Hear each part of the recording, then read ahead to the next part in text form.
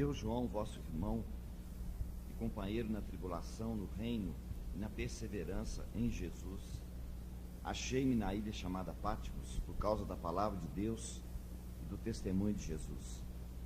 Achei-me em espírito no dia do Senhor e ouvi por detrás de mim grande voz como de trombeta, dizendo: o que vês, escreve em livro e manda às 7 igrejas: Éfeso, Esmirna, Pérgamo, Tiatira, Sardes, Filadélfia e Laodiceia.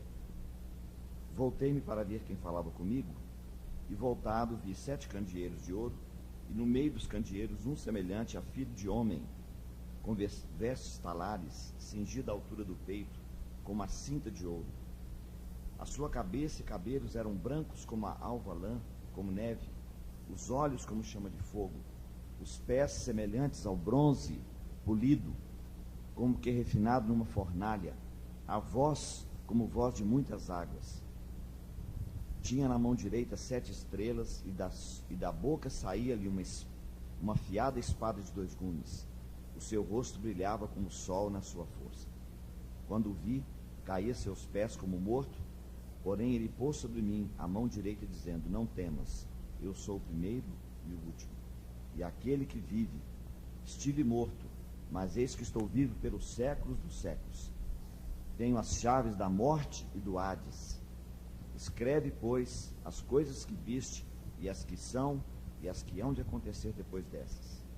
Quanto ao mistério das 7 estrelas que viste na minha mão direita, e aos 7 candeeiros de ouro, as 7 estrelas são os anjos das 7 igrejas, e os 7 candeeiros são as 7 igrejas.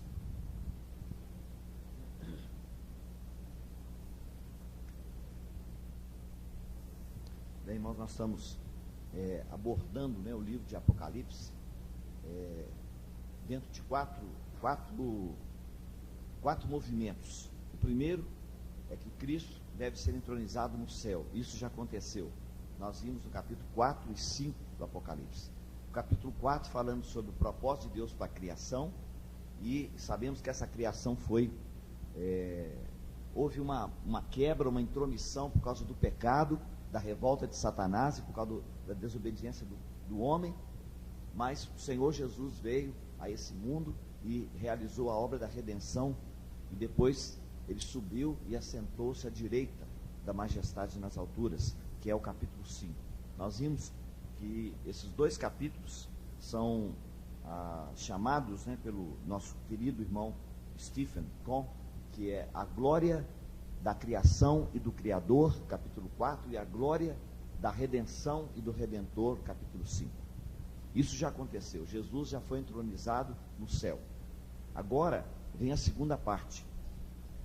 No dia de Pentecoste, o Espírito Santo foi enviado, e os irmãos sabem, 50 dias depois da Páscoa, que era contado exatamente Pentecostes, significa 50 dias depois, que Jesus morreu na cruz. Então o Espírito Santo foi enviado e a igreja foi formada com aqueles 120 discípulos que estavam lá reunidos naquele cenáculo em Jerusalém, aguardando a promessa do Pai, como Jesus tinha dito. E desde então, nesses últimos quase 2000 anos, o Espírito Santo está na igreja, está com o povo de Deus, com um trabalho específico de entronizar o Senhor Jesus na vida de cada um membro do corpo e coletivamente na igreja.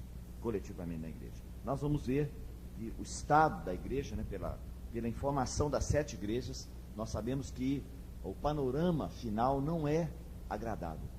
O panorama final de certa maneira nos confunde, e nós estamos vendo isso nos nossos dias. Mas Deus vai realizar o propósito dele, ainda que nem todos vão participar de maneira plena, mas há um grupo que o Senhor está levantando, está trabalhando com essas pessoas dentro da igreja, dentro do grande corpo. Deus está formando um corpo menor, que ele chama nas 7 igrejas de os vencedores. Eles são idênticos ao remanescente do Velho Testamento de Israel. Então, irmãos, hoje nós vamos tentar ver se nós podemos chegar nesse ponto que nós estamos mencionando. Algumas coisas precisam ser mencionadas antes para os irmãos entender sobre essa questão das 7 igrejas, né? Essas 7 cartas enviadas às 7 igrejas, elas podem ser estudadas, primeiro, historicamente, quando você estuda aquela igreja que existiu realmente, chamada igreja em Éfeso. Havia um grupo de cristãos numa cidade chamada Éfeso. Eles existiram, e todas as coisas mencionadas dentro da carta à igreja em Éfeso, elas existiam naquela localidade. Então isso é estudar as 7 cartas ou as 7 igrejas historicamente. Espiritualmente, significa que você pega aquelas lições e aplica para a igreja nos nossos dias. Então você pode encontrar um aspecto de uma igreja como Éfeso ou de Esmirna, você pode encontrar de todas as 7 em algum aspecto da igreja dos nossos dias. Em Belo Horizonte, em Minas Gerais, no Brasil ou no mundo. Isso é espiritualmente. Mas nós estudamos também, é o que nós queremos enfatizar aqui, é estudar as 7 igrejas profeticamente. Ou seja, as 7 igrejas também representam os 7 períodos ou 7 etapas que a igreja de Jesus Cristo vai passar aqui na terra. E tudo indica que nós estamos já no finalzinho, né? Já experimentamos o que é Filadélfia, que é a 6ª, e o processo de Laodiceia está visível aí, né? De maneira visível e palpável para todo mundo ver. Rico sou e abastado e de nada tenho falta. O orgulho espiritual está aí manifestado, e exatamente essas pessoas é que Jesus tem que dizer: você não sabe que você é miserável, pobre, cego e nu. Essa é a definição que o Senhor dá de, infelizmente, né? Laodiceia significa julgamento do povo, Laos e de Caios, ou opinião do povo, opinião da maioria, tá vendo? Essa é a situação que nós vemos hoje na história da igreja. Agora, prestem bem atenção aos irmãos. Nós dissemos o seguinte: o capítulo 5, ele aconteceu mais ou menos no ano 33 e meio, mais ou menos, tá? Vamos dizer que Jesus viveu aqui na terra 33 anos e meio, porque ele teve 30 anos se preparando, não é isso? E depois 3 anos e meio foi o ministério dele. E aí ele morreu, deu a sua vida na cruz, depois ressuscitou, passou 40 dias aqui na terra, falando sobre o reino de Deus com os discípulos, antes de subir para o Pai. E depois, mais 10 dias, os discípulos passaram no cenáculo, orando. E aí então no ano, como é que se diz? Obrigado. No 50º dia, não é? No dia de Pentecoste, então o Espírito Santo veio. Então preste bem atenção. O capítulo 1, essa visão que é descrita aqui do versículo 9 até o versículo 20, esse capítulo segue imediatamente o que aconteceu no capítulo 5. Os irmãos estão entendendo? Jesus subiu, certo? Ao céu e assentou-se à direita da majestade nas alturas, tá? Depois nós vamos ver que os 4 primeiros selos foram abertos naquele momento que ele chegou lá no trono do Pai. Quando ele chegou no céu, ele abriu os 4 primeiros selos, não é? Nós estamos vivendo, não é? Provavelmente entre a abertura do 4º e do 5º selo. Agora veja, o capítulo 1, de 9 até 20, segue imediatamente depois disso. Está vendo? Então passaram-se muitos anos, desde o ano 33 e meio até o ano 95, aí o Senhor Jesus apareceu para João, deu a ele essa revelação que está aqui. Os irmãos estão entendendo? Nesse período, não houve nenhuma manifestação do Senhor, pelo menos com a pessoa de João. João está na ilha de Patmos, exilado, e agora o Senhor aparece para ele. Tá vendo? Isso é depois que ele subiu ao céu. Agora, irmãos, a coisa importante que nós queremos ver aqui é o seguinte: João tem uma visão do Senhor em 10 pontos, tá? 10 pontos. Ele vai ver o Senhor descrito de 10 maneiras diferentes. Aqui. Ele é descrito de maneira diferente em 10 pontos, melhor dizendo. Ok? Agora, uma coisa importante que nós vejamos isso. Esta visão que está no capítulo 1, versículo 9 até o versículo 20, ela vai ser cobrada, cada pedacinho no início de cada uma das 7 igrejas. Isso é de tremenda importância. Os irmãos sabem por quê? Porque essa revelação que é dada no início, então ele diz: agora você vai escrever o que você viu.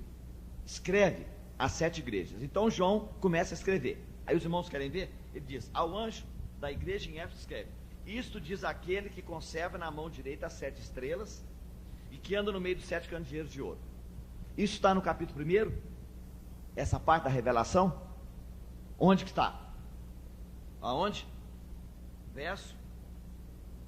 Primeiro ele diz: tem as 7 estrelas na mão direita. Está onde? Né? Está onde? Verso 16. Tinha na mão direita 7 estrelas. Está vendo? E o que mais aqui? Ele diz: ele anda no meio dos 7 candeeiros de ouro. Tem isso também aqui atrás?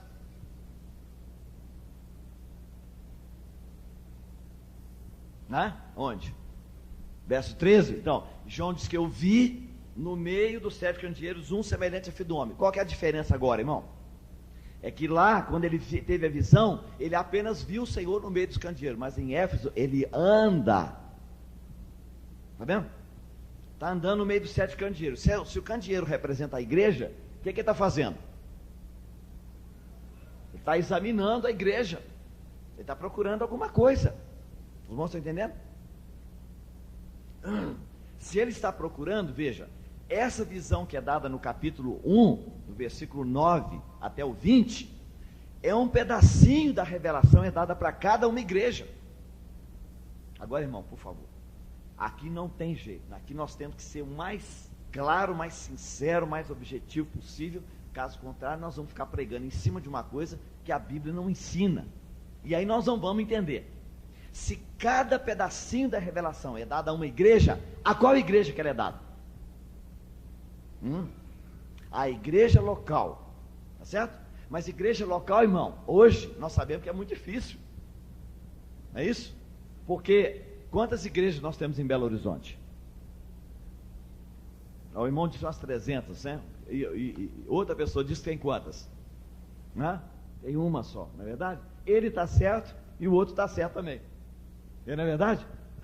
Porque tem, vamos dizer que tem 200 ou 300 igrejas, nomes diferentes, tá vendo? Mas aqui, irmão, quando Jesus escreveu, era uma igreja em uma cidade. Tá vendo? Todos os salvos, todos os lavados do sangue do Cordeiro faziam parte da mesma igreja.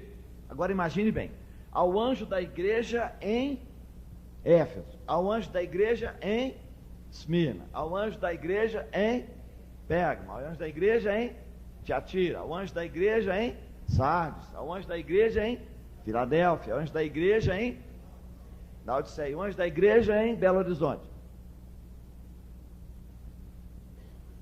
Quem vai receber essa carta, irmão?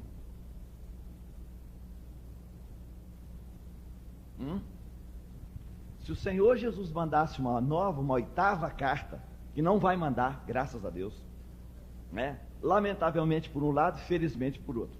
Mas se ele mandasse, o que vai acontecer? Não encontramos o destinatário, volta para o remetente. Não é assim que acontece? Então, irmão, se nós quisermos entender o que está acontecendo aqui, você vai descobrir o seguinte: cada igreja numa cidade, de acordo com o propósito original de Deus, ela recebe um pedacinho da revelação da pessoa do Senhor Jesus. E essa revelação é o ministério da igreja, daquela igreja naquela localidade. Aí nós vamos descobrir como é que o Senhor pode ser entronizado na igreja. Então, a igreja em Belo Horizonte teria um pedaço da revelação, a igreja de São Paulo teria um outro pedaço, a igreja no Rio de Janeiro teria outro, a igreja em Porto Alegre, a igreja em Curitiba, em cada cidade. Vai receber um pedacinho. Quando nós juntamos tudo, você tem a visão de Cristo, como você tem no capítulo 1. Agora, nós sabemos que, lamentavelmente, a igreja está esfacelada em divisões. Divisões e mais divisões. Por isso que eu disse para os irmãos outro dia, é lamentável que hoje alguém simplesmente arranje uma portinha, uma pequena portinha, ele vai lá, compra umas cadeiras, arranja uma parede de som, né? E é uma coisa que não falta mesmo, pode ser uma portinha assim para caber 10 cadeiras, microfone está lá, né? E aquilo arrebenta os ouvidos da gente. e abre uma portinha, depois vai lá e escreve igreja e coloca mais uns nomes na frente e pronto, é uma nova igreja. Negativo, irmão. Pode haver pessoas salvas ali dentro, lavadas pelo sangue de Jesus, mas igreja do Novo Testamento, como é que você pode dizer que você é? Ou seja, a maneira de se comportar, a maneira de viver, o governo da igreja, a prática da igreja, você vai dizer que isso é igreja? Me entendam bem, não é dizer que as pessoas que estão lá não são igreja, não são salvos, não. Se eles aceitaram o Senhor Jesus, eles fazem parte da igreja, que é o corpo de Cristo. Mas a prática, irmãos, a prática hoje é completamente fora do que está na Bíblia. Completamente fora. Então, irmãos, eu tenho que ter muito cuidado para mim falar de tal maneira que eu não negue o Senhor, que eu não posso negar o Senhor, né? E para mim é o seguinte: se eu tiver que agradar, eu agrado a Ele, e que o resto possa todo se virar contra mim. Mas se eu agradar a Ele, amém, para mim me basta. Mas eu devo ter um certo cuidado, tá? Para não colocar alguma coisa, talvez, que não seja no devido tempo, né? Existem tantos livros hoje aí que você pode, quem está interessado em conhecer sobre igreja, pode ler, tem escritos do Otmani aí, né? Que é verdadeira dinamite, né? A vida normal da igreja cristã, palestras adicionais sobre a vida da igreja. Se você tem medo, não, nem leia, porque é verdadeira dinamite. Ok? Muito bem. Mas nosso propósito, irmão, não é só para mostrar aos irmãos isso. Quando nós pensarmos aqui na igreja, nós temos que pensar com essa perspectiva. A igreja é uma só. Do ponto de vista de Deus, quando Ele olha do céu para a terra, Ele disse: lá está o meu povo, a minha igreja, os meus representantes na igreja, na cidade de Belo Horizonte. Isso é tudo que Deus faz. Ele não vê nada daquele grupo aqui, daquele grupo ali, negativo. Ele não vê nada disso. Continua o propósito original. A igreja em Corinto, a igreja em Roma, a igreja em Filipos, a igreja em Colossos, a igreja em Tessalônica. É uma igreja em cada cidade. Agora você fala, hoje praticar isso é possível? Não, eu creio que humanamente é impossível. Impossível. Nós vamos ver depois, mais na frente, que até a volta do Senhor Jesus vai continuar a igreja católica. Você não pode dizer que não é cristão, porque há pessoas salvas lá dentro. Tiatira tem chamada para vencedores, inclusive. Sardes vai continuar até a volta do Senhor, que é o protestantismo. Filadélfia, que é o testemunho da unidade, vendo? Aqueles que realmente viram essa verdade de que o corpo de Cristo é um só, que a igreja é uma só, o cabeça é um só, todos nós somos membros de um corpo só. Então esses são os que viram Filadélfia. E Laodiceia, profeticamente, são aqueles que se envaideceram tanto porque viram de uma maneira tão maravilhosa o que é Filadélfia, que eles escorregaram e desceram lá do pico, lá de cima, e foram lá para baixo, dizendo: sou rico, sou abastado, não preciso de ninguém. Essa é Laodiceia profeticamente. Laodiceia no sentido, irmãos, de não ter vida, entendeu? De não ter nenhuma espiritualidade, não ter maturidade, não ter crescimento. É Laodiceia, mas é no outro sentido, é espiritualmente, é o estado da igreja hoje. É o estado da igreja. Ok? Muito bem. Eu lembro que o irmão Stephen, né, ele diz o seguinte, que no capítulo 1 você tem a revelação. Jesus se revela. É revelação, né, que está escrito aqui, revelação de Jesus Cristo. Tá? A palavra revelação no grego é apocalipsis. É a palavra apocalipse. Significa tirar o véu, abrir a cortina do palco. Tá vendo? Para você ver os atores trabalhando. É isso que está aqui. Tirou a cortina para nós vermos o que está acontecendo. Esse é o apocalipse, né? No grego você tem 3 palavras que nós confundimos na nossa tradução, misturamos tudo, que é parúzia, apocalipse e epifaneia. Tá vendo? Epifaneia só vai acontecer quando Jesus for visto visivelmente. É o aparecimento do Senhor Jesus. O apocalipse, tá vendo? É a revelação, é você ver os fatos, os atos, os acontecimentos. E a parúzia, ela inclui tudo isso. A parúzia é como se fosse esse quadro aqui. E aqui dentro desse quadro você tem Apocalipse e Epifaneia. Cefané é o final, quando Jesus descer visivelmente. Agora veja, irmão.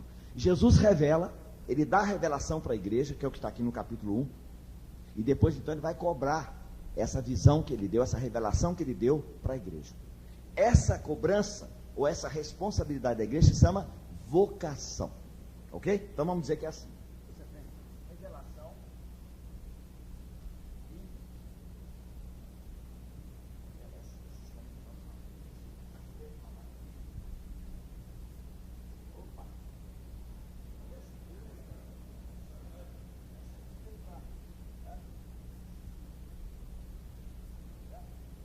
então você tem a revelação e a vocação. Os irmãos sabem onde é que a maioria dos cristãos e a maioria das igrejas falham. Onde é que está o fracasso? Você não pode dizer que as pessoas não têm revelação, e a revelação, ela provoca uma vocação. A vocação é o cumprimento da revelação que você teve, está vendo? Só que o irmão Stephen, ele diz, para você realmente cumprir a vocação,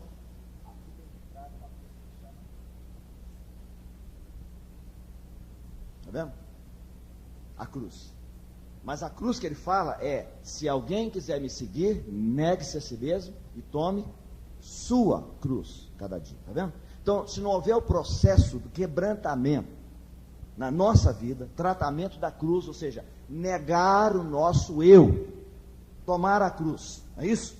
Eu lembro do irmão Cristian falava assim: quando você fala da cruz, o sinal é mais. Quando você toma a cruz, o sinal é vezes. Sim, é vezes, mas desculpe, é no outro sentido. O que é, irmão? Né? Quando você faz uma questão lá de prova, qualquer coisa, depois você faz isso aqui para você. O que você entendeu que ele disse para você? E os irmãos sabem? Anular, tá vendo? Então, esse negue-se, é anular. Uma pessoa que nega a si mesma é uma pessoa anulada. Não é verdade? E a própria palavra, isso aqui, ó, a própria palavra cross, em inglês, tá vendo? Tem um montão de professores aqui. Tem professor de grego, tem professor de inglês, né? Be careful. Tenha cuidado, né?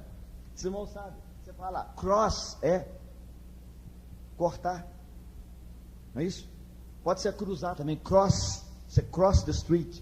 Você atravessa a rua. Tá vendo? Mas a palavra cross, quando o professor, ele olha para a sua resposta e diz assim, cross out. Cross out, quer dizer, corta fora. Então, quando você fala sobre cruz, o sinal é isso aqui, ó. Falar sobre a cruz é muito bom. Mas, irmão, tomar a cruz, aí o sinal é de anulação. Quando você põe a cruz nas costas, você nunca vê o sinal de mais. Tá vendo? O sinal sempre é para cortar. Então, isso, irmão, a cruz tem que entrar. Se a cruz não entrar, você nunca terá vocação. Tá vendo? Por isso, irmão, há muitas pessoas que hoje praticam essa questão de unidade da igreja. Tá vendo? Mas tem toda a verdade, tudo certinho nos devidos lugares. Só faltou a cruz. Só faltou a cruz. Tá vendo? Porque a cruz é que vai trazer verdadeiramente o amor de Filadélfia. Se não houver o amor de Filadélfia, não é Filadélfia. Porque a Filadélfia quer dizer amor fraternal. Se você não tem a própria essência da palavra, como é que você pode dizer que é Filadélfia? É só porque nós praticamos as verdades tudo certinha? Não, irmão. Você sabe onde é que você encontra as duas coisas mais certinhas nos seus devidos lugares? As duas coisas mais? Onde você encontra tudo nos seus devidos lugares, sabe onde? Hospital. Tudo limpinho, tudo branquinho, não é isso? Mas é lugar para morto e para doente. Mais para doente. E o outro lugar você sabe qual que é, não é? É cemitério. Tá? Lá tem flor para todo lado, né? Tudo cheiroso, mas quem gosta de ficar lá? Então, irmão, você pode encontrar tudo certinho. Você quer ver uma coisa? Olha aqui. Você pode encontrar uma igreja que tenha mais qualidade do que Éfeso. Olha aqui, verso 2 do capítulo 2.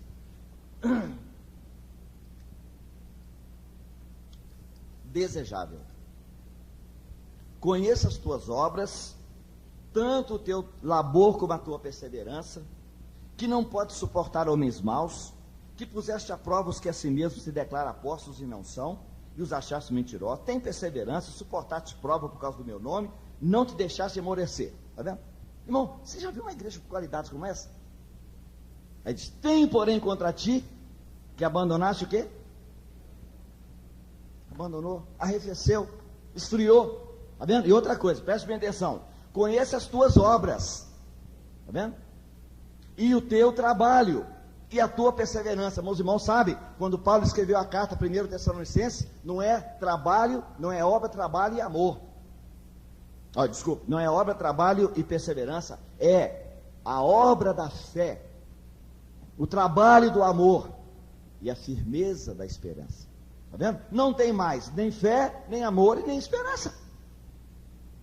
Tá vendo? Essa é a igreja em Éfeso. Tudo certinho, seus devidos lugares, mas tudo mortinho. Né? Muito bem. Irmão, como que o Senhor Jesus vai ser entronizado nas 7 igrejas? Como é que o Senhor vai ser entronizado? Desculpe, na igreja. Então, as 7 igrejas vão mostrar para nós. Os aspectos positivos devem ser praticados, os aspectos negativos devem ser abandonados e eliminados. Se isso acontecer, por exemplo, se ele aparece para a igreja em Pérgamo, como é que ele aparece para a igreja em Pérgamo? Isto diz aquele que o quê?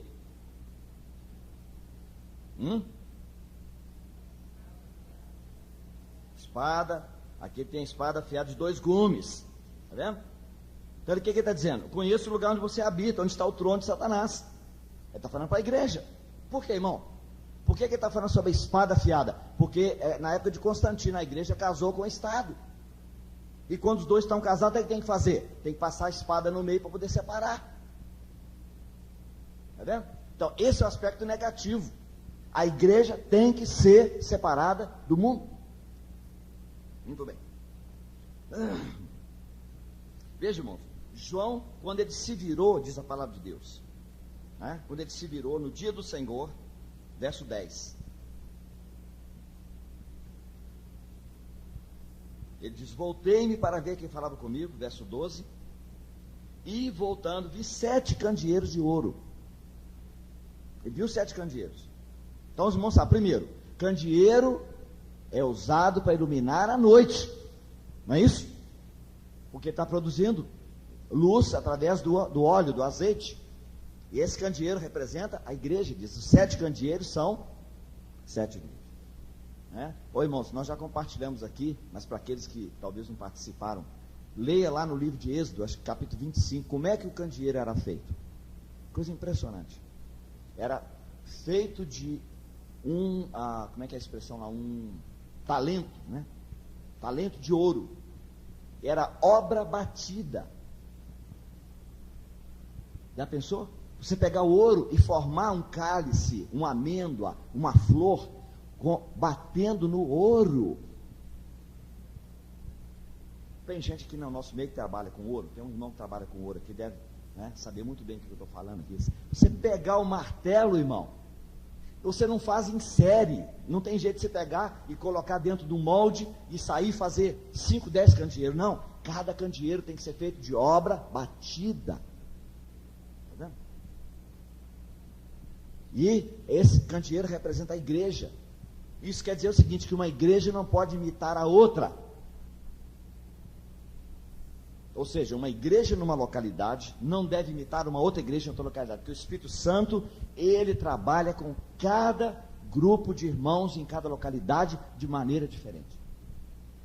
Lógico, diferente nas coisas que podem ser diferentes, né? Há coisas que não tem jeito de mudar, é tudo igual, né? Certas verdades que não mudam. Mas esse negócio de querer copiar, lá a reunião é assim, nós queremos fazer também, irmão. Muito cuidado, porque o Espírito Santo pode não aceitar esse tipo de coisa, não é? Então, os 7 candeeiros é uma visão da noite. Mas quando ele voltou, ele viu o Senhor Jesus. Como é que ele viu? Ele diz aqui, o rosto dele. Verso 16. A última parte, o seu rosto brilhava como o sol. Portanto, não é de noite. Não é isso? É uma visão do dia. Então, irmão, veja bem. Se os 7 candeeiros estão brilhando é na noite. Por quê? Porque desde que Jesus foi traído por Judas, a palavra de Deus diz, e era noite. Aí nós estamos vivendo essa longa noite, e a palavra de Deus diz que quando nós chegarmos no auge da noite, que é meia-noite, tá vendo? Quando as trevas chegam no seu ápice, como o meio-dia também, é quando o dia chega a ser perfeito, a palavra de Deus diz. Aí vai se ouvir uma voz do anjo dizendo, eis o noivo. Tá vendo? Então nós estamos vivendo a noite, mas a igreja, ela funciona como a lua, não tem luz própria, funciona de noite, mas ela recebe a luz do sol. É por isso que você tem aqui o candeeiro, é uma visão da noite, e o rosto do Senhor como sol que brilha na sua força, é uma visão do meio-dia. Tá vendo? Porque esse é o papel da igreja, é receber essa luz do sol, tá vendo? E refletir para o mundo que está em trevas, né? 7 candeeiros, não é? Agora, vamos ver essa descrição que João deu para nós aqui.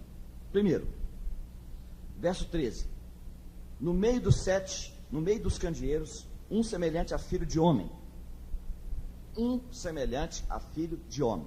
Quer dizer, João, ele viu o Senhor Jesus e disse, olha, ele é semelhante ao filho de homem, mas não é propriamente o filho de homem. Isso quer dizer, irmãos, que Jesus, ele conserva aquela mesma imagem, aquela mesma aparência que ele tinha aqui. João sabia que ele não é filho do homem, é um semelhante a filho de homem, tá certo? Filho de homem,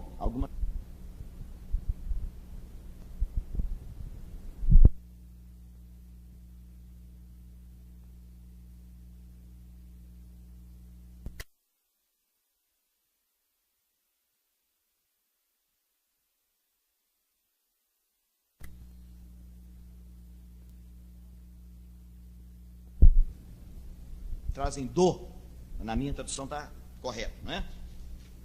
E aí então agora, irmãos, ele vai começar a descrever o Senhor Jesus. Então veja, ele vai descrever primeiro o simbolismo que nós temos aqui, é o simbolismo da função do Senhor, como cabeça da igreja, como grande sumo sacerdote, que intercede diante do Pai por nós. Então, quais são as duas coisas? Primeiro, vestido de vestes talares, isso, veste comprida até os pés, isso, e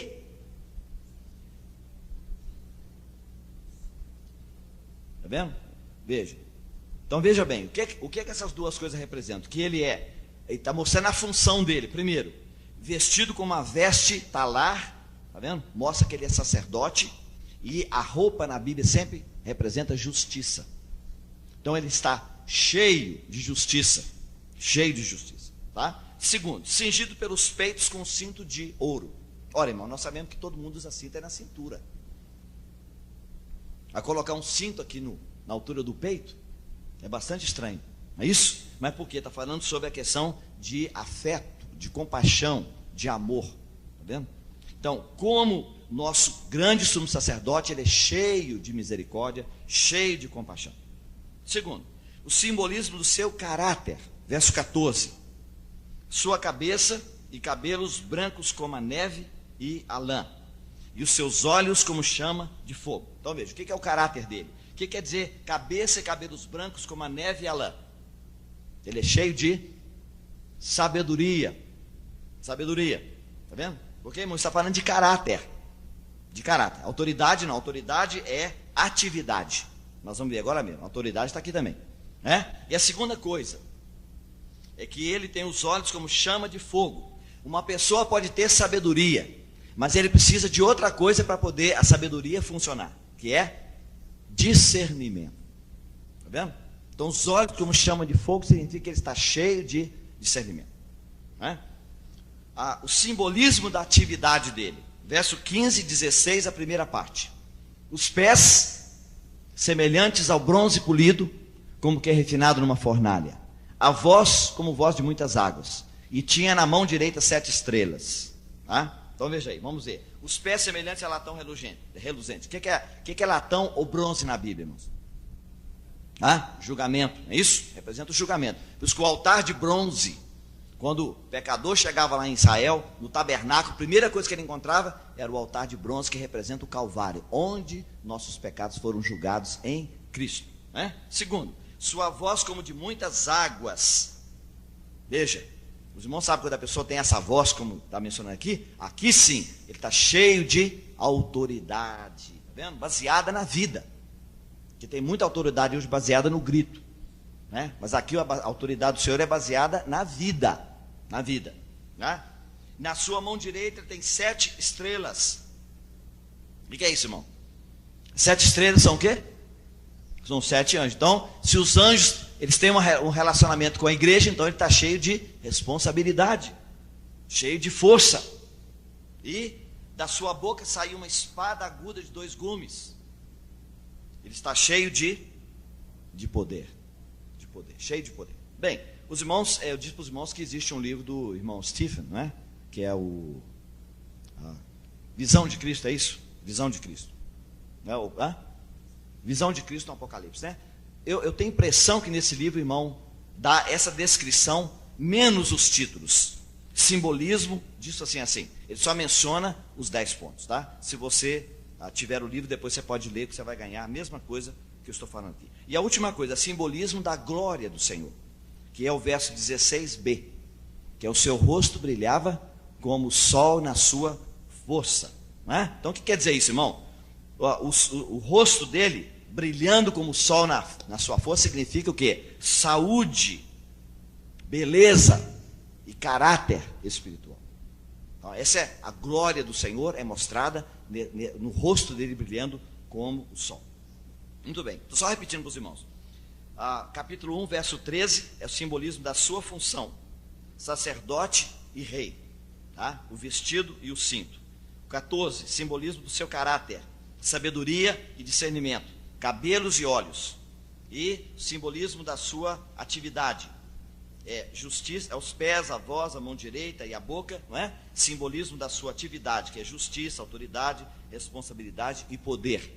E o 16, simbolismo da sua força, que é saúde interior, beleza e caráter espiritual. Muito bem. Agora, irmãos, será que nós encontramos essa revelação que o Senhor deu? E ele diz, o que você viu, o que tem que fazer? Está escrito aí, ó, verso 19.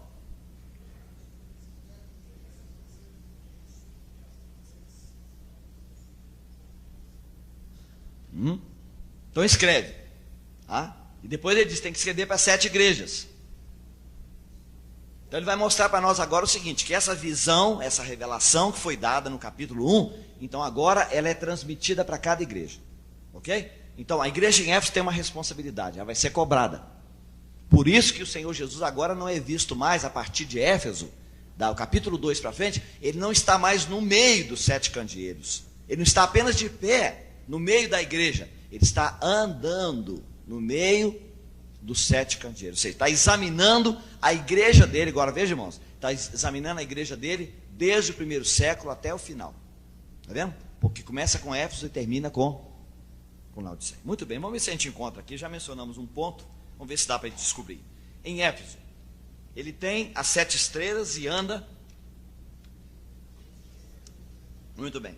Onde é que está as 7 estrelas? Capítulo 1, versículo 16. Ok? Só para ajudar os irmãos para a gente poder correr. E que ele anda.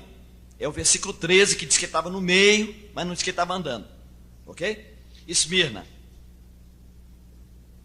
Essas coisas diz o quê? O primeiro e o último, que esteve morto e tornou a viver. Onde é que está?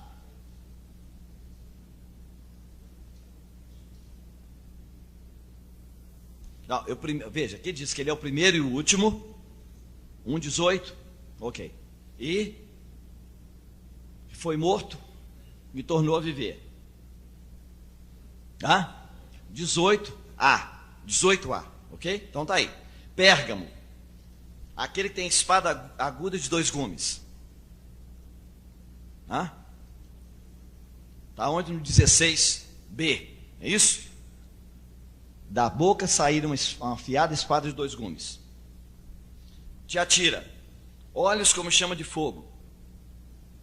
Os irmãos estão acompanhando? Nas igrejas O Senhor diz, isso diz aquele, e aí então mostra essa revelação, é isso? 14b, é isso? E pés como bronze polido. 15a, ok. Sardes, aquele que tem os 7 Espíritos de Deus e as 7 estrelas. Onde está? Os 7 Espíritos. Não, 1,14. Ah, desculpe, não. Não, 7 estrelas é no 16, irmãos. Os 7 Espíritos. Tem aqui sim, gente, onde é que está? 1,4. Isso, 1,4. Né? Ok? Agora, irmãos, Filadélfia. O que diz aí? Isso diz aquele, o santo, o verdadeiro, aquele que tem a chave de Davi, que abre, e ninguém fechará, e fecha, e ninguém abrirá. Né? Não, irmão, eu estou perguntando onde é que está essa revelação, porque agora essa que ele vai cobrar da igreja de Filadélfia, onde ela está no capítulo 1. Irmão, ele tem a chave de Davi.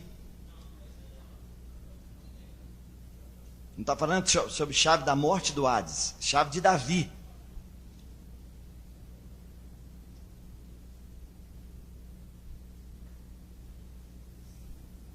Hã? Não, irmão, olha. Irmão, só um minutinho, irmão. Tem que ser a palavra idêntica.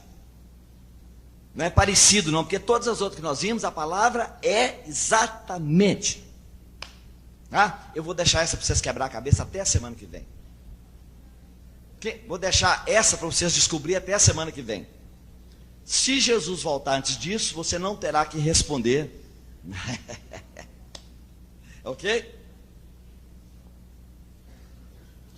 Laodiceia. Laodiceia, irmãos. Come back. Ao anjo da igreja escreve, essas coisas diz o Amém. A testemunha fiel e verdadeira, o princípio da criação de Deus. Está onde? Amém, fiel testemunha. 1,7? Não, 1,5.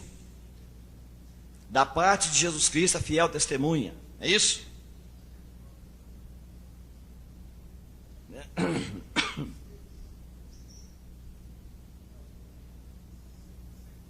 Não, não tem amém, mas não é a mesma coisa, ok? Então essa aí não tem não. Você vai encontrar mais na frente, no livro de Apocalipse tem. Ó.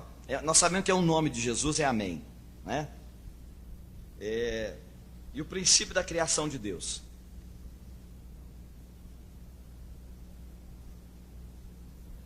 Hã?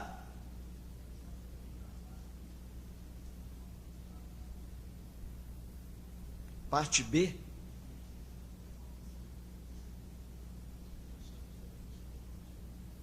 Não, tem que ser não, porque senão confunde. Se não for a palavra-chave, negativo. Não, irmão, tem uma razão para isso, eu não vou falar, entendeu? Não vou falar hoje. Sabe por quê? Porque você vai voltar para casa, vai ter tempo para meditar, e lá no pé da vaca, desculpe o Senhor, né? E beber leite assim, bem purinho, sem mistura, sem contaminação nenhuma. Ele vai mostrar para você. Vai lá e peça a ele, Senhor, por quê? Por que Filadélfia, Senhor, não está nessa... Hã? Não tente. Ok? Muito bem. Bem, aquele relógio ali hoje está nos ajudando bastante. Acho que eu vou seguir por aquele, vou tirar isso aqui. Irmão, só temos 15 minutos, né, irmão? 15 minutos, para a gente poder concluir. Tá? Ó, não vai dar para entrar nas 7 igrejas, tá? Para a gente entrar praticamente nas igrejas. Né? O que eu estou querendo, irmãos, é limitar a questão do tempo, porque se você grava um monte de fitas, 8, 10 fitas, é difícil para as pessoas adquirir, tá certo? E se a gente tem o propósito de colocar no papel, aí você pode depois ler no papel, né, com detalhes. Não é? Os irmãos sabem, eu estou escrevendo, né? Falei com os irmãos que eu estou terminando, falta apenas 3 capítulos. 3 capítulos do Levítico para terminar. O livro vai ficar com 250 páginas aproximadamente. Tá? 250 páginas. Muito detalhe, muita riqueza. Deus está abençoando muito mesmo. Tá? E só para os irmãos lembrar de orar, aquele livro sobre o sofrimento, suas 7 causas, eu já mandei para a editora Vida, para eles conhecerem. Tá? Eu vou fazer uma experiência. Né? Eu estou vendo que não dá para mim continuar envolvido com essa questão de livros e publicar. Entendeu? Não tem condição de fazer. Então, estou mandando para eles lá, se eles tiverem interesse. Eu acredito que é um livro, uma mensagem bem singular, não é? Dentro da literatura evangélica no Brasil. Se eles tiverem interesse, então, eles vão imprimir esse livro. E o próximo é o Levítico. Né? Então, os irmãos, lembrem de orar por isso. Realmente, o Senhor abençoar de acordo com o que Ele tem determinado, né, nessa questão. Ok. Como é que nós estudamos as 7 igrejas? Historicamente, espiritualmente e profeticamente, né? Então eu disse para os irmãos o seguinte, que quando nós estudamos as 7 igrejas, historicamente, os fatos que nós encontramos naquela carta, existiam naquela cidade. Por exemplo, o templo, onde está o trono de Satanás, é porque naquela cidade de Pérgamo tinha o templo de Esculápio, que era o deus, chamado Deus da medicina. É isso? E os irmãos sabem, Deus da medicina é uma cobrinha. É isso? É uma cobrinha. Quem é médico não precisa ter medo de usar, né, o símbolo aqui na sua roupa, porque não tem nada a ver. Você não, eu estou usando o símbolo da serpente. Não, é o símbolo da medicina. Mas naquela época, naquele templo que estava lá, né, era coisa muito séria. Sério mesmo. Tá? Então isso é historicamente. Por exemplo, em Laodiceia, vendia tecidos, colírio e ouro. Por isso Jesus falou, aconselho que você compre de mim vestes brancas, colírio e ouro purificado pelo fogo. Então, isso é historicamente, isso existia naquela cidade. Agora, espiritualmente, as lições de cada igreja se aplicam às igrejas de todas as eras. Todas as eras. Em toda a história do cristianismo, você pode pegar uma mensagem de Éfeso, ou de Esmirna, ou de Pérgamo, de Tiatira, e aplicar numa igreja lá do 15º século, ou do século XII, ou do século VIII, tá certo? Mas profeticamente, não tem jeito de você fazer isso. Porque a igreja em Éfeso, o que ela representava dos cristãos foi até o ano 100, ali terminou. Do ano 100 até o ano 300, já é outra igreja, a Esmirna. E aí então nós queremos ver exatamente isso agora. Profeticamente, nos mostra os 7 períodos da história da igreja. O que foi achado no período da igreja em Éfeso, primeiro século, não será achado nos outros períodos. Cada igreja representa um certo período da história do povo de Deus. Certo? Então vamos ver, Éfeso. Há 2 traduções para esse nome. 2 autores dão ou desejável, porque não é o melhor, não é isso? É desejável. E o outro diz que é enfraquecimento. Bem, eu não sei, não posso definir o que seria melhor, porque realmente meu conhecimento de grego é bem limitadinho, pequenininho. Né? Então representa, irmão, a igreja em Éfeso representa o estado dos cristãos, de todos os cristãos, de todos os lugares. Os irmãos estão entendendo? Isso é que é profeticamente. A situação da igreja, no sentido geral, até o ano 100, era como a situação da igreja em Éfeso. Só que dentro daquele estado de coisa, tinha alguns irmãos que o Espírito Santo chamava de vencedores. Está vendo? Mas o estado geral é que ela tinha perdido o seu primeiro. Ok? Isso é primeiro. Segundo, Esmirna. Esmirna, não tem dúvida, significa mirra. Mirra. Né? E ela representa os 200 anos de perseguição de Roma. De Roma. 200 anos. Foi do ano 100, mais ou menos. Né? Você não pega estritamente as datas, não. Mais ou menos, do ano 100 até o ano 300. 200 anos de perseguição, 10 perseguições programadas. Está vendo? Então, essa é a igreja em Esmirna. Aí vem Pérgamo, que começa mais ou menos com o ano 313. Né? 313 com Constantino. E Pérgamo significa eis o casamento. Pergamos. Né? A palavra gamos é casamento, ou seja, poligamia. Quer dizer, muitos casamentos, vários casamentos. Né? Então aqui você tem a palavra Pérgamo. O Espírito Santo diz, eis o casamento. O que aconteceu? Constantino trouxe, o mundo, juntou o mundo com a igreja, e aí então nasceu o casamento, que Deus não podia aceitar de jeito nenhum. Vai do ano 313 até o ano 600. Mais ou menos, tá? Por favor, lembre-se disso, mais ou menos, as datas. E aí então, irmãos, surgiu a igreja de Tiatira. Então, no 6º século, com um livro escrito por Santo Agostinho, se não me engano, no 3º século, chamado A Cidade de Deus, foi montado todo o sistema da igreja, mas ele nunca intencionou escrever aquele livro com essa finalidade. E aí então começou o estado chamado de Tiatira. O que quer dizer Tiatira? Incenso contínuo. Está vendo? Tem uma outra tradução, eu não sei se o irmão lembra, irmão. Sacrifício aromático. Não, tem uma outra. Pois não, mas é a mesma coisa. Tá? Um quer dizer o seguinte: aqui se refere à missa, onde Jesus é sacrificado, tá vendo? Em corpo e alma e espírito. Em toda missa isso acontece. Isso é sacrifício contínuo. Quando a Bíblia diz que é um sacrifício, um só, de uma vez para sempre, nunca mais se repete. Não é isso? Até é orientado para as pessoas que você não pode mastigar a hóstia, porque algumas pessoas fizeram isso e sangue escorreu pelo canto da boca. Dizendo que é o seguinte: é o sacrifício cruento do Senhor Jesus. Por isso talvez tenha esse nome. Tem uma outra tradução, que eu me lembro que o irmão Watchman ali menciona, num dos livros dele, mas eu não tenho aqui. É torre elevada. Torre elevada. Porque os irmãos sabem de onde é que veio essa ideia de você construir casas e depois construir uma torre bem grande. Isso é do paganismo. Isso nunca foi da igreja de Jesus Cristo, nunca. De construir torres, apontando lá para cima. Isso é uma coisa totalmente pagã. Bem, aí os irmãos podem escolher ou incenso contínuo, ou... Muito bem, vai do ano 600 até 1500, mais ou menos. Na verdade, Lutero foi o quê? 1500, alguém sabe? 17? Então, mais ou menos, Tá? Mais ou menos. Muito bem. Então, irmão, mais ou menos século XVI, não é isso? 1500 e alguma coisa já é século XVI. Então, aí, Deus levantou Lutero. E aí, então, vem a igreja em Sardes. Irmão, Sardes, olha, o que me impressiona nessa história das 7 igrejas, irmãos, é o nome de cada igreja representa exatamente o período que a igreja estava atravessando. Sardes quer dizer reforma ou restauração.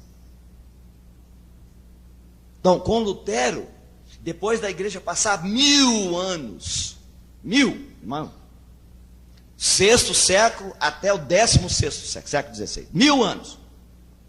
Você vê quanta coisa foi introduzida, quanta prática, quanta limpeza que o Espírito Santo vai ter que fazer. E aí começou com Lutero, a reforma, tá vendo?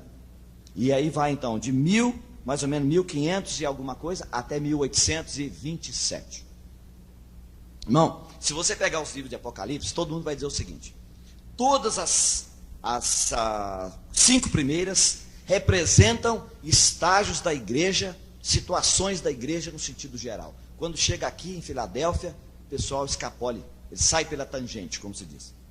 Ele diz: Filadélfia foi o grande movimento de evangelização que nasceu no mundo. Negativo. A palavra, irmão, Filadélfia não significa nada disso, é amor fraternal. Amor fraternal não é pregar evangelho para pagão. Amor fraternal foi alguma coisa que o Espírito Santo fez no ano de 1827, na Inglaterra, na cidade de Plymouth, com um grupo de irmãos que eles viram que eles não deviam se chamar de clérigos nem de pastores, que eles eram apenas irmãos em Cristo. Tá vendo? E entre esse grupo de irmãos, entrou um irmão posteriormente, um pouco tempo depois, que eles já estavam reunindo, eles saíram da chamada igreja anglicana da Inglaterra e começaram a reunir de uma maneira simples. Todos eram irmãos, apenas irmãos. Partiam o pão com a maior singeleza, a maior simplicidade, e encorajavam uns aos outros, na maior simplicidade. E aí, alguns anos depois, o irmão chamado John Nelson Darby, ele se uniu a esses irmãos, e por isso eles passaram depois a ser chamados de darbistas. Darbistas. Então, irmãos, com esses irmãos, a revelação que Deus trouxe para aqueles irmãos, na questão da palavra de Deus. Olha, hoje quando você fala assim, Macintosh, ele era irmão. Irmão que eu falo, brethren. Quando você fala brethren no meio evangélico, todo mundo já sabe que é aquele grupo lá dos Plymouth Brethren, os irmãos de Plymouth. Tá vendo? Irmãos, eles duraram 20 anos sem contaminação. 20 anos. Só 20 anos. Nesses 20 anos, vou dizer para você só alguns nomes. Macintosh, Darby, Joseph Sais, Roberto Gouveia, Pember. Não. Whitfield não. Whitfield é da Reforma. Não, é antes, né? Acho que antes. O Penton, tá? Olha, irmão, o que você pensa hoje quando você fala assim, um irmão escreveu um livro impressionante, né? Por exemplo, tem um irmão que reunia com esses irmãos na Inglaterra ou nos Estados Unidos, não sei, e ele escreveu um comentário da Bíblia todinha, mas não escreveu o Pentateuco. Aí as pessoas pensaram, quer saber por quê? Alguns acham provavelmente que ele tinha tanto respeito pelo escrito de Macintosh do Pentateuco, que ele falou, não, depois que o Macintosh escreveu sobre o Pentateuco, eu não tenho coragem de escrever. O Delcio Meirelles teve coragem de escrever o Levítico, né? Mas você já conhece ele, né? Você já sabe que ele é corajoso, aquele irmão. Mas aquele irmão não teve coragem, não. Ele falou, não, depois que o Macintosh escreveu, ele era dos irmãos. O Darby traduziu a Bíblia em 3 idiomas, para o francês, para o alemão e para o inglês. Eu tenho a tradução inglesa das melhores traduções que eu conheço. Aliás, o irmão Stephen Conn só prega com uma tradução do Darby, pequenininha, né? Tradução bem pequenininha, não sei bem que consegue enxergar. Porque os olhos dele devem ser igual ao do Moisés, né? Que não escureceu. Eu já não consigo ler aquela letrinha tão pequena, né? Ele usa a tradução que ele prega o tempo todinho com a versão do Darby. Então, irmão, tudo que você tem hoje de melhor em apenas 20 anos de história, o que Deus levantou no meio daqueles irmãos, a riqueza, a revelação, não tem nada igual. Você sabe, aquele livro que eu traduzi e os irmãos, eu só publiquei 200 exemplares, já acabou, do Eras Mais Primitiva da Terra, foi escrito por um irmão que era brethren, que era irmão, que era o Pember, sabe? O irmão Christian falou com o meu irmão Delcio, quando o Pember descreve os 6 primeiros capítulos do Gênesis, ele diz, é como se a gente estivesse lendo a Bíblia. Preste bem atenção. Como se. Não é a mesma coisa que lendo a Bíblia, não. Preste bem atenção. Senão você vai, lá fora você vai dizer que eu falei uma heresia, o Christian também, pior ainda. Não. Que quando você lê, irmão, é tão acurado, é tão preciso que ele escreveu dos 6 capítulos de Gênesis, que ele disse, é como se você estivesse lendo a Bíblia. Irmãos, eles duraram 20 anos. E essa data de 20 anos tem um significado para alguns grupos na história da igreja. Sabe? Parece que depois de 20 anos aconteceu alguma coisa. É muito interessante. Eu estava lendo vários livros que eu tenho de história da igreja. Muito interessante isso. Sabe? Depois de 20 anos, desmoronou. Aí Darby entrou em choque com o irmão chamado Newton, Benjamin Newton. Por causa de interpretação, o irmão Newton talvez estava realmente errado, mas ele não escreveu com a intenção sobre a pessoa de Jesus. E o irmão Darby então falou, não, você tem que recolher tudo que você escreveu e queimar tudo esses livros. O irmão foi lá humildemente, recolheu tudo, e todos os irmãos que tinham comprado, ele pediu para trazer de volta, fizeram uma fogueira, queimou tudo. Mas o Darby não perdoou. O Darby não o perdoou. E aí então esse irmão foi recebido pela assembleia do George Muller. George Muller era outro, que era irmão. Aquele que cuidava lá dos 2.000 órfãos lá em Bristol. Né? Fala um homem famoso sobre oração. Tá vendo? Então, quando ele foi recebido lá pelo irmão George Muller, aí o Darby disse, você não pode receber esse irmão. Ele disse, posso? Primeiro que nós estamos em outra cidade. A igreja onde você está é em Plymouth, eu estou em Bristol. Nós somos responsáveis diretamente com o cabeça da igreja. Essa é a primeira coisa. Segunda, é que o irmão já se arrependeu, já se retratou, e nós não temos. Então está tudo bem. Todos vocês estão excluídos. Excluiu a igreja todinha com George Muller e tudo mais. E aí, irmão, explodiu a divisão no meio dos chamados irmãos, e até hoje não parou. Até hoje. Tem um irmão nosso, o irmão Cláudio Bilto, que ele morou lá na Inglaterra, acho que em Londres mesmo, pertinho lá de Londres. Ele disse que lá quando vem um irmão assim, daqueles bem antigos, tem muita palavra do Senhor, que tem assim 4, 5, 10, 20, 30 grupos dentro da cidade, todos eles são grupos da unidade, mas ninguém encontra um com o outro, né? É a unidade da divisão, a divisão da unidade. Eu não sei bem que é o nome que dá não, mas é mais ou menos isso. Só tem uma coisa, eles estão um pouquinho mais avançados do que nós aqui, em Belo Horizonte ou no Brasil. É que quando vem um irmão, assim, tem uma palavra, eles juntam todinho, num lugar só, para todo mundo ouvir aquele irmão. Aí todo mundo fica lá, tal, cumprimenta e tal. Quando acaba, cada um vai para a sua toca. Irmão, preste bem atenção. O que eu estou falando aqui sobre Filadélfia. E lembra do que nós falamos aqui, que não tem. Aí você talvez vai entender um pouquinho. Tá? Irmão, quando você tem o coração de Filadélfia, quando o Espírito Santo abre os seus olhos para você ver a unidade do corpo de Cristo, que todos os irmãos são irmãos, membros do mesmo corpo. Tá? Porque você sabe que tem irmãos que são difíceis de você conviver com eles. Que tem. Você não pode falar que não tem, não. É isso? Por isso que a palavra de Deus diz, suportando-vos uns aos outros. Alguém diz que não é suportando, sim, irmão. Tem situação que você tem que suportar. Você sabe que é difícil. Entendeu? E é difícil suportar aquela situação. Né? Tem irmão que é difícil mesmo. Não tem a menor dúvida. Né? Você sabe, eu conheço a história de um irmão também famoso. Ele escreveu não sei se é a Graça Salvadora do Humor, uma coisa assim. Um livro que eu tenho em casa, pequenininho. Né? A Graça Salvadora do Humor. Esse irmão, ele tinha alguns pontos de vista diferentes. Estava na conferência, a famosa conferência de Keswick, lá na Inglaterra, que existe até hoje.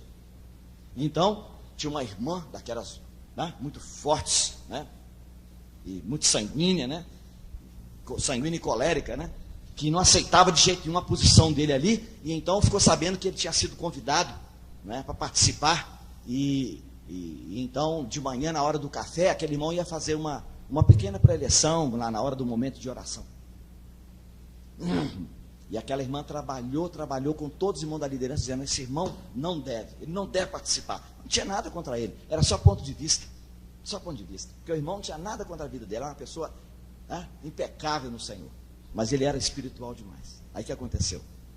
Aí, na hora da oração, lá na hora do café, então aquele irmão fez uma pequena palestra, a irmã está sentada lá, e ele deu a oportunidade, irmãos, vamos ter um momento de oração. Ela levantou e expressou todo o sentimento, toda a amargura do coração dela naquela oração. Quer dizer, ela não fez oração, coisa nenhuma. Entendeu? Ela fez um ataque direto àquele irmão. Né? E falou que não devia, que o Senhor devia pôr para fora, que aquelas pessoas que não devem e tal, mas assim, diretamente com aquele irmão. Sabe o que ele fez? Quando ela acabou de orar, ele disse, irmãos, vamos cantar aquele hino que nos fala que Deus atende às nossas orações. Irmão, entendeu? Ela tinha orado pedindo para Deus fechar a boca dele e entendeu? Amarrar ele. E ele disse, irmão, vamos cantar aquele hino que fala sobre Deus ouve as nossas orações. Ou seja, que o Senhor ouça a sua oração.